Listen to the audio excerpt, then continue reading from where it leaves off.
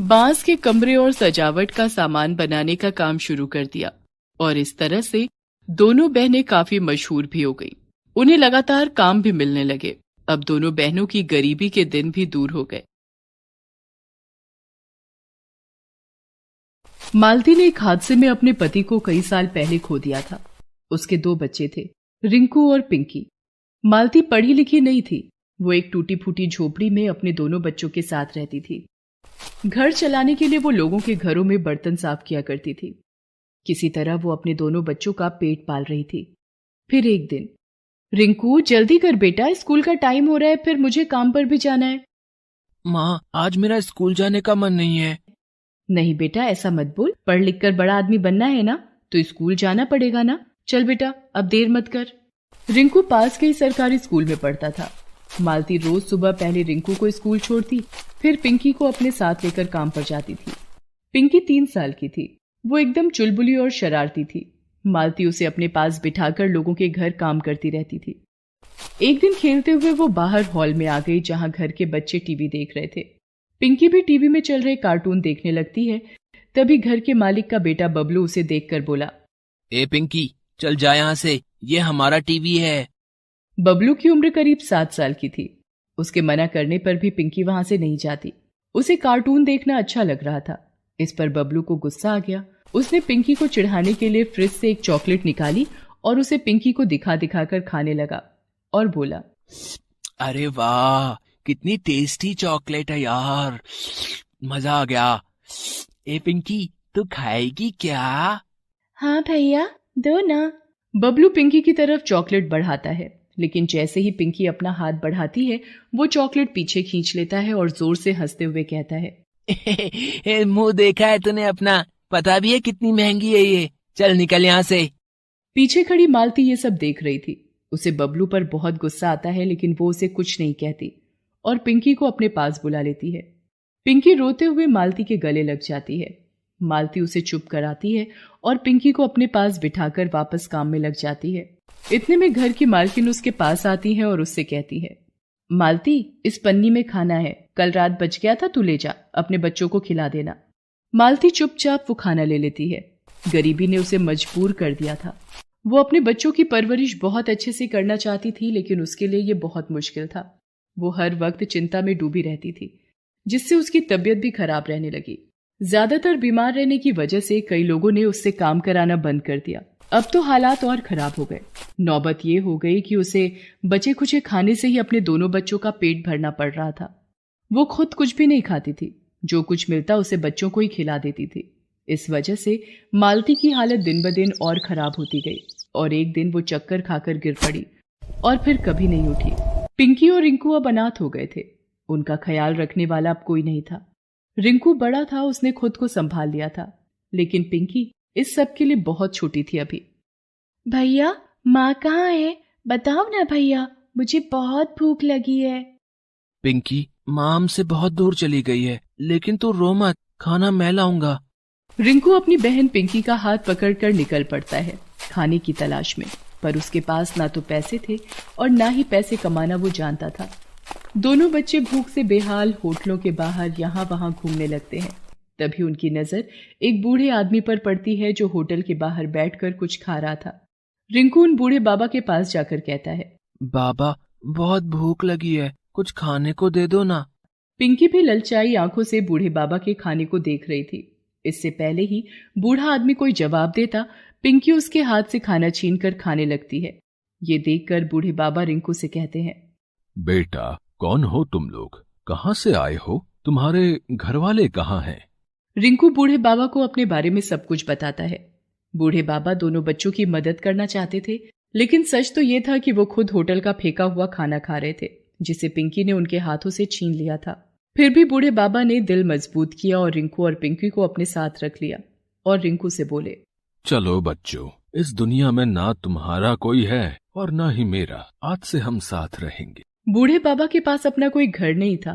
वो तो फुटपाथ पर रहते थे और लोगों से भीख मांगकर तो कभी लोगों द्वारा फेंका हुआ खाना खाकर अपना पेट भरते थे। रिंकू और पिंकी उन्हें अपने साथ अपनी झोपड़ी में लेकर जाते हैं और फिर तीनों वहीं एक साथ रहने लगते हैं। बूढ़े बाबा बुजुर्ग भी थे और कमजोर भी, लेकिन फिर भी उन्होंने दोनों बच्चों का बहुत अच्छे से ख्याल रखा। वो दिन भर भीख मांगते, होटलों के बाहर से खाना उठाते और फिर उस खाने को बच्चों के साथ बांट कर खाते थे। इस तरह कुछ दिन तो खाने का जुगाड़ हो गया, लेकिन फिर बूढ़े बाबा की तबीयत बहुत खराब रहने लगी। रिंकू ने बूढ़े बाबा को घर से बाहर जाते देखकर उनसे कहा, कहाँ जा रहे हो बाबा? आपको तो तेज बुखार है। आज मुझे जाने दो, मैं सबके लिए खाना लेकर आऊंगा। नहीं बेटा, नहीं, मैं ठीक हूँ। तुम घर पर रहो पिंकी के साथ। मैं जाता हूँ और कुछ लेकर आता हूँ खाने के लिए। बाबा झोपड़ी के बाहर निकले ही थे कि अचानक बेहोश होकर जमीन पर गिर गए। दोनों बच्चे उन्हें सहारा देकर बिस्तर पर लिटाते हैं और बाबा को पानी पिलाते हैं। थोड़ी देर बाद बाबा को होश तो आ जाता है, लेकिन अब भी वो खड़े होने की हालत में नहीं थे। रिंकू को समझ आ गया था कि अब उसे ही कुछ करना होगा। वो पिंकी को बाबा के पास छोड़कर घर से बाहर निकल जाता है। वो पूरा दिन इधर उधर भटकता है, लेकिन उसे खाने के लिए कुछ भी नहीं मिलता। अचानक उसे एक बेकरी की दुकान दिखाई देती है। वो चुपचाप एक ब्रेड का पैकेट उस दुकान से चुरा लेता है। घर पहुंचकर वो देखता है कि पिंकी एक सूखी सी रोटी खा रही है। रिंकू उससे कहता है, पिंकी, ये क्या खा रही है तू? कहाँ से लाई ये रोटी? भैया, बाहर जो टॉमी घूमता है ना, एक अंकल उसके लिए ये रोटी डाल गए थे। टॉमी ने उस रोटी को सूंघा, लेकिन पता नहीं क्यों उसने ये रोटी खाई नहीं। मुझे बहुत भूख लग रही थी भैया, इसलिए मैंने ये रोटी उठा ली। भैया, टॉमी को बुरा लगा होगा क्या मैंने उसकी रोटी उठा ली तो? पिंकी की बात सुनकर रिंकू की आंखों में आंसू आ जाते हैं। वो पिंकी को गले से लगा लेता है और उससे रोटी लेकर बाहर फेंक देता है। फिर उसे ब्रेड के पैकेट से ब्रेड निकालकर खाने को देता है। पिंकी बड़े मन से ब्रेड खाती है और उसे खाते देखकर रिंकू को बहुत सुकून मिलता है। रिंकू बची हुई ब्रेड बूढ़े बाबा को खिला देता है और खुद भूखा ही रहता है। ऐसे ही एक दिन खाने की तलाश में भटकते रिंकू और पिंकी एक पार्क में पहुंचे। पार्क में लगे झूलों को देखकर पिंकी ने रिंकू से कहा, भैया देखो ना, कितने अच्छे झूले हैं, मुझे भी झूलना है इनमें। चल पिंकी, मैं तुझे झुलाता हूँ। रिंकू पिंकी को लेकर पार्क के अंदर जाने की कोशिश करता है, लेकिन वहां का गार्ड उन्हें अंदर नहीं जाने देता। फिर दोनों पीछे की दीवार फांदकर पार्क के अंदर चले जाते हैं। कुछ देर झूला झूलने के बाद दोनों देखते हैं कि पार्क के कोने में मोहल्ले के बच्चे आवारा जानवरों के लिए अपने अपने घरों से रोटी लाकर रख रहे थे। ये देखकर पिंकी रिंकू से कहती है, भैया देखो ना, कितनी सारी रोटियां हैं। बाबा ने कल से कुछ नहीं खाया और मुझे भी भूख लगी है। चलो ना, ये रोटियां लेकर चलते हैं घर। किसी को खानी होती तो यहाँ छोड़कर थोड़ी ही जाता। रिंकू जानता था कि वो रोटियां जानवरों के लिए थी, लेकिन पिंकी को मना करने की भी उसकी हिम्मत नहीं हुई। मजबूर होकर उसने पिंकी के साथ वो सारी रोटियां उठाई और उन्हें घर ले गया। तीनों ने वही रोटियां खाकर अपनी भूख शांत की। अब रिंकू और पिंकी दोनों छिपकर उस पार्क में जाने लगे और जैसे ही वहां खूब सारी रोटियां इकट्ठा हो जाती, दोनों उन्हें उठाकर घर ले आते। कई दिनों तक ऐसे ही चलता रहा, लेकिन एक दिन एक बच्चे ने उन्हें ऐसा करते देख लिया।